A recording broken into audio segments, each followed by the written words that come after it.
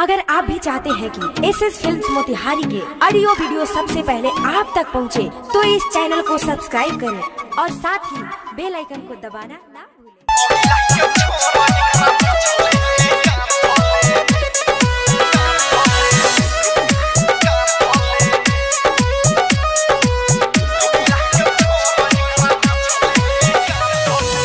एको समान बट तोनी तोनी बाटले है, एको समान बट तोनी तोनी बाटले है।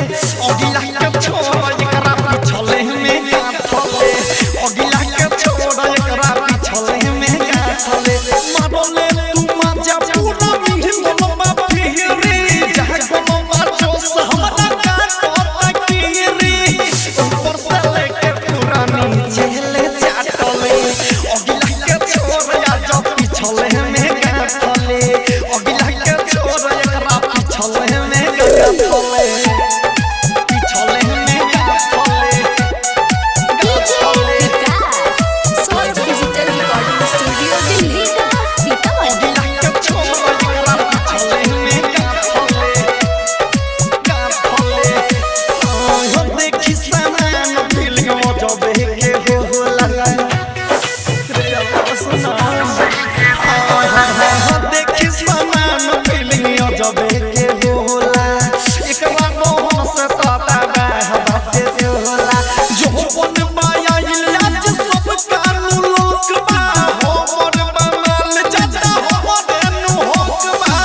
केने से लेके सब जड़ छाटले, अगिला के छोड़ एकरा पिछले में गाथले, अगिला के छोड़ अजो पिछले में गाथले।